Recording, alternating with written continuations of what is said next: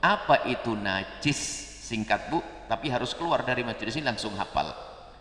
Najis itu biasanya kalau kita nemukan di kitab begini, yang namanya najis adalah sesuatu yang haram ditelan dan kalau nempel di badan dan baju di tempat menjadi tidak sah sholat kita.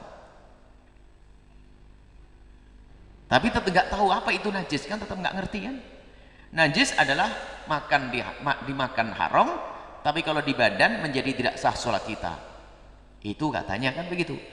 Cuman ibu-ibu bapak masih tanya, itu apa? Kan masih bingung itu apa. Ya, maka kita langsung saja. Jadi najis yang menjadikan sholat kita tidak sah. Yang menjadikan sholat kita tidak sah adalah najis. Bulat nanti. Sekarang langsung saja ibu-ibu, bapak-bapak nggak usah repot. Najis itu singkat dan keluar dari tempat ini harus hafal. Dan selebihnya jangan dipikirin, bukan najis. Najis itu hanya ada 7. Yang hafal Garuda Pancasila nggak hafal najis 7 kelewatan. 7 itu 5 plus 2. Ngerti ibu 7? Oh itu kan 7 itu tidak?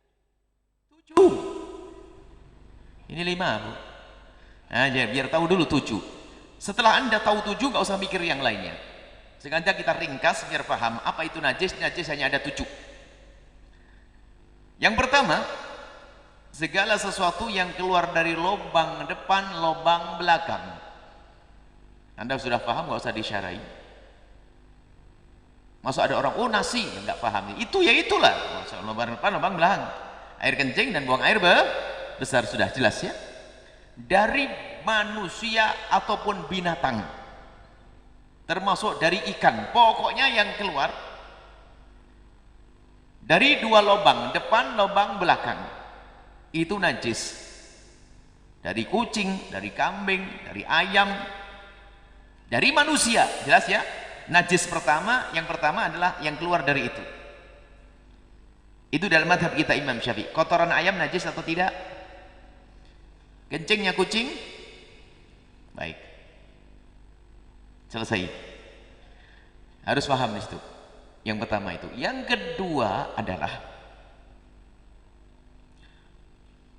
muntahan.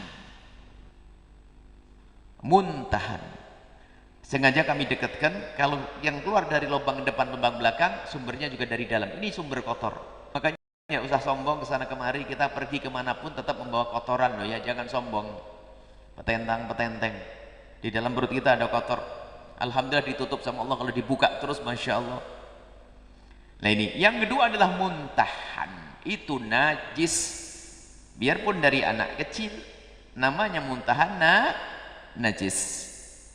Jadi muntahan itu najis. Maka mulut yang kena muntahan, mulut najis. Cara mensucikannya, cukup minum air beres atau berkumur. Anak kecil kalau habis muntah, gumoh kalau bahasa kita, itu segera kasih air putih ibu biar mulutnya suci.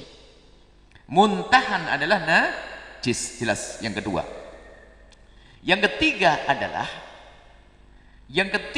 adalah darah seger dan darah busuk. Pokoknya darah deh. Darah seger ya darah. Kalau busuk namanya nanah ya. Paham ya? Darah seger dan darah busuk. Darah apapun kecuali hati dan limpa. Hati dan limpa ini pengecualian. Semua darah yang mengalir itu darah dari manusia, dari kambing. Naudzubillah, apalagi nanti kalau digoreng najis ya haram. Ada kok di daerah sini, kalau di Jawa Timur namanya dedeh, kalau di sini namanya apa? Marus. Hah? Marus itu dari darah, najis dan haram. Darah adalah najis, termasuk ini, darah manusia najis di dalam mazhab kita Imam Syafi'i. Kita tidak bicara mazhab Imam Ahmad. Dalam mazhab Syafi'i darah adalah najis. Baik, ini besok pertanyaannya ibu, bagaimana darah yang di baju dimaafkan enggak kalau kita bisul nanti. Ini singkat saja karena ini untuk menyempurnakan majelis harus ada fikih lahir, fikih batin.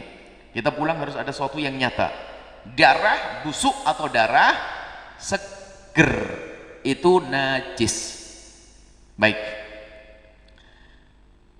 kecuali hati. Hati itu darah sama limpa dari binatang yang halal dimakan, yang sudah disembelih. Hati kambing dimakan boleh, yang disembelih kambingnya. Yang keempat ya, yang keempat bangkai. Bangkai itu najis. Bangkai itu adalah ayam mati nggak disembelih, bangkai. Kalau disembelih namanya bukan bangkai. Kambing mati tidak disembelih, bangkai. Atau binatang yang nggak boleh dimakan maka mati, bangkai. Disembelih pun tetap bangkai. Madhab kita Imam Syafi'i, anjing disembelih bismillahirrahmanirrahim tetap bangkai. Ular disembelih tetap bangkai. Binatang yang halal dimakan, ayam dicekik mati, bangkai. Jadi bangkai itu semuanya najis kecuali 3 bangkai. Yang pertama adalah bangkai manusia, itu tidak najis. Waqad karramna bani Adam. Allah memuliakan anak Adam, maka manusia itu suci, bahkan bakal manusia itu juga suci. Semua yang keluar dari lubang depan itu adalah najis. Air kencing, mandi, wadhi, air kencing najis, kecuali air mani suci. Bakalnya manusia juga suci. Jadi madhab kita Imam Syafi'i berbeda dengan madhab Hanafi. Kita ngomong madhab Syafi'i dulu. Baik, bangkai kecuali 3 bangkai. Bangkai yang pertama bangkai manusia, bangkai yang kedua adalah bangkai ikan. Bangkai ikan adalah najis dan halal dimakan. Ibu kalau ayamnya mati, kalau ikannya nggak usah disembelih, mati ya mati, nggak usah. Bismillahirrahmanirrahim. Nggak ada kan disembelih. Apalagi suruh nyembelih ikan teri, ibu kayaknya stres langsung. Ya sudah, mati begitu ikan. Nah, ikan, bangkai ikan halal dan boleh dan suci. Setelah bangkai ikan, belalang beneran, belalang jarot, bukan hasyarat. Coro, biarpun dalam dunia, dalam ilmu apa itu, biologi atau apa itu ya, itu dimasukkan satu enggak, itu enggak masuk, kita enggak bahas masalah itu. Jadi belalang yang ibu tahu, belalang yang terbang, belalang yang kakinya panjang, itu belalang.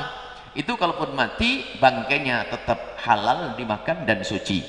Jadi 3 bangkai yang tidak najis, 1 haram dimakan yaitu manusia, 2 halal dimakan yaitu ikan sama belalang. Jadi semua bangkai adalah najis. Ayam kecil mati jadi bangkai. Ya, jelas. Sudah ngerti semuanya? Baik. Jadi kalau bangkai itu di bawah sholat tidak sah. Bangkai di bawah sholat tidak sah. Semut kalau mati najis atau tidak? Bingung ibu ya. Karena kecil. Dia binatang atau bukan? Binatang, punya nyawa, mati, ya bangkai. Kalau ibu nggak tahu ya dimaafkan. Kalau sengaja, bismillahirrahmanirrahim, saya naruh lalat kecil di saku saya, mati, sholatnya nggak sah. Iseng banget, ngapain lalat taruh di saku? Tapi kalau nggak tahu ya dimaafkan orang. Baik, bangkai najis. 4 ya? 4. Yang kelima adalah khamr, minuman keras yang cair. Segala yang memabukkan yang cair, minuman ya cair dong. Yang memabukkan yang cair, tuak, minuman alkohol, minuman yang di dalamnya ada alkohol atau alkohol, ada alkohol yang diminum. Kita tidak bicara alkohol yang tidak diminum. Alkohol yang buat oles obat mau disuntik bukan itu nggak boleh diminum. Alkohol yang dibuat untuk minuman itu adalah najis, khamr. Biarpun hanya 0,5, sangat sedikit menjadikan cairan itu najis. Jangan minum obat batuk yang di situ ada kandungan alkoholnya 0, berapa. Hati-hati. Yang pernah minum tinggal tobat, nggak usah membantah, tambah repot nanti. Batuknya datang lagi nanti. Kalau batuk di dunia mah enteng, batuk di akhirat yang repot. Ya, dengar saja sudah beres. Jadi alkohol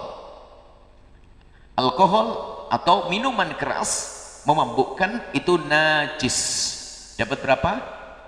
5. Yang keenam adalah anjing dan keturunannya.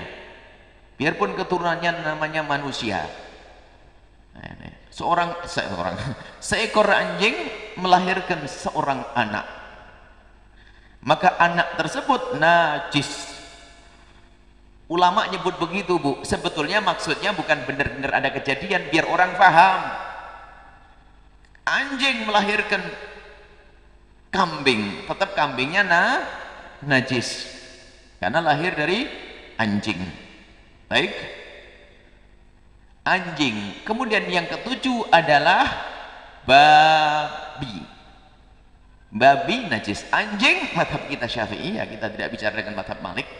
Dalam madhab Syafi'i anjing yang keenam tadi najis. Ini semuanya.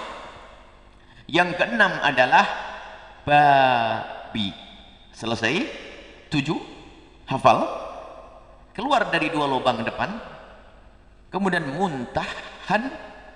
Kemudian setelah itu adalah darah seger dan busuk. Kemudian bangkai, khomer, minuman keras. Kemudian setelah itu apa? Anjing dan babi. Baik. Kemudian setelah itu ada pertanyaan buat ibu bapak. Ibu punya mangga, Masya Allah. Setelah mangga itu rupanya ibu lupa naruhnya. Tidak di kulkas, di bawah kolong. Akhirnya mangga itu busuk, baru dipencet, bau busuk. Kena baju, ibu mau sholat. Najis atau tidak? Mangga busuk. Ibu masih bingung, segini banyak bingung. Memang saya nyebut mangga, 7 tadi ada. Belajar fikih kok setengah-setengah ini gimana? Memang ada mangga busuk. Najis atau tidak? Ya sudahlah, kok pusing. Ini bermasalah ini baca. Nasi busuk tadi Ustaz saya cerita tentang nasi busuk tadi.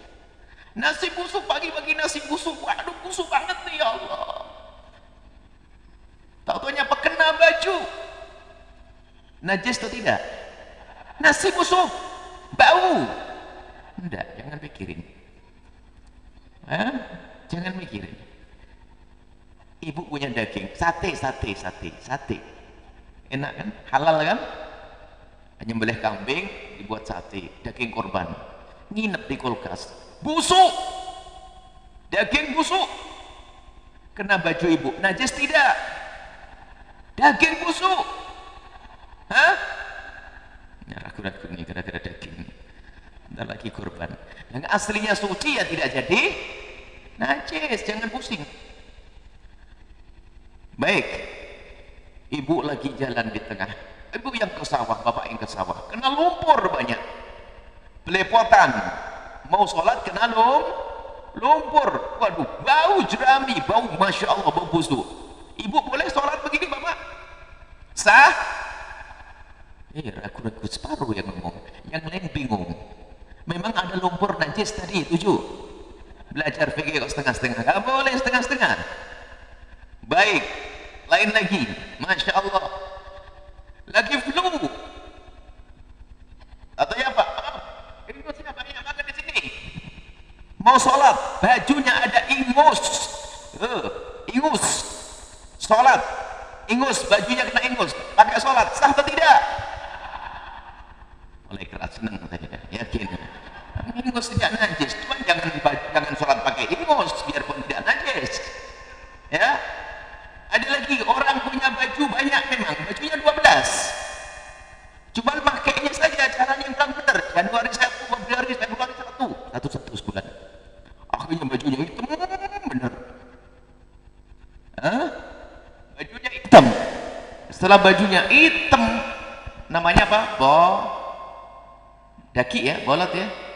Baju putih malah jadi hitam. Berwarna. Bau walang sangit, bau kecut, macam-macam. Masya Allah. Itu loh Bu, yang baju dipakai masak di dapur nggak pernah cuci itu loh. Itu loh. Nah itu dipakai sholat, sah atau tidak sholatnya? Bau daki. Salah, ini bukan najis kok. Jadi harus bisa paham. Jadi belajar fikih tidak boleh setengah-setengah. Pokoknya 7 saja deh, selebihnya nggak usah dipikirin. Sebenarnya nggak usah dipikirin. Baik, itu saja insya Allah yang bisa kami hadirkan.